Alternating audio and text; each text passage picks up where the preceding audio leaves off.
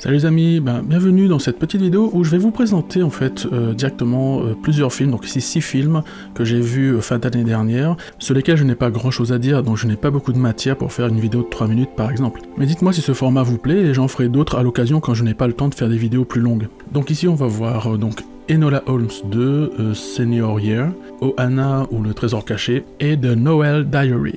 Alors Enola Holmes 2, j'avais plutôt trouvé sympa le premier, et j'avais pas grand chose à dire sur ce numéro 2.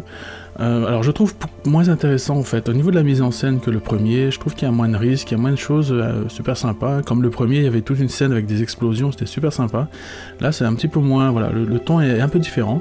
Mais voilà, ils essayent de 3 trucs, ils essayent un peu de tordre l'histoire, c'est-à-dire de construire l'histoire avec des morceaux différents pour nous emmener sur des fausses pistes. Après le casting est super cool, le film est sympa, hein, je passais un bon moment devant, mais voilà, j'avais pas grand chose à dire de plus, parce que le film est assez plat malgré tout, hein, c'est assez convenu, c'est assez attendu.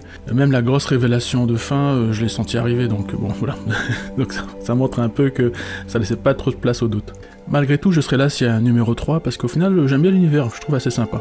Senior Year, donc une comédie américaine avec Rebel Wilson, qui a maigri de fou. Quand je l'ai vu au début du film, je me suis dit, mais what the fuck. Mais voilà, bon, c'est une petite comédie sympa, alors sans plus. En fait, en gros, c'est une fille de 18 ans qui tombe dans le coma et qui se réveille, elle a la quarantaine, je crois. Alors il y a toute une histoire de choc de génération puisqu'elle veut absolument finir son lycée, et bien sûr elle va se retrouver avec la mentalité des années 90 dans un lycée de 2020, avec justement plein de choses qu'elle faisait avant ou qu'elle disait avant qu'elle ne peut plus dire maintenant parce que ça choque tout de suite les gens.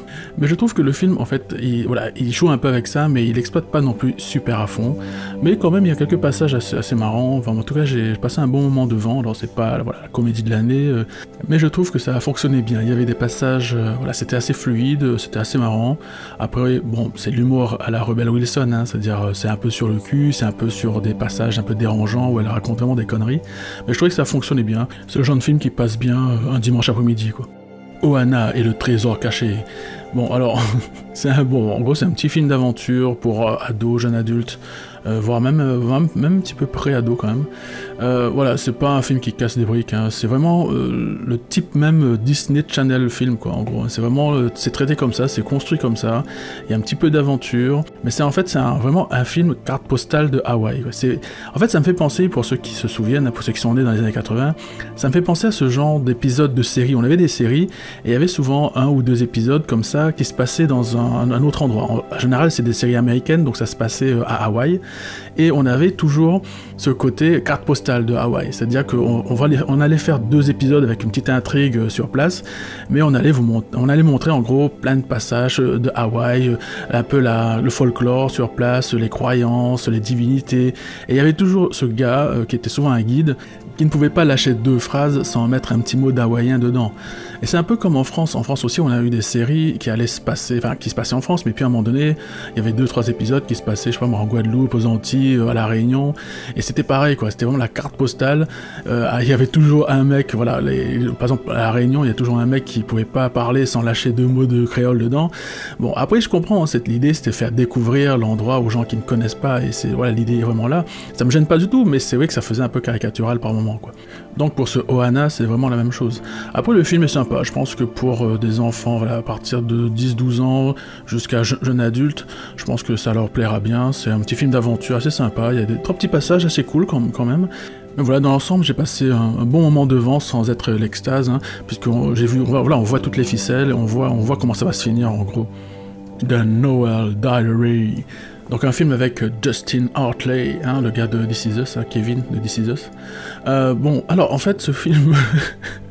En fait, le problème de ce film, bon, c'est assez classique, hein, c'est une comédie de Noël, rien de bien méchant là-dedans, mais en fait, ce qui est énervant dans ce film, c'est que le début du film est plutôt cool, c'est-à-dire qu'on suit un gars, alors, il joue un écrivain assez connu, et donc il y a une fille qui recherche sa mère biologique, puisqu'elle a été adoptée, et ils décident de faire un bout de chemin ensemble.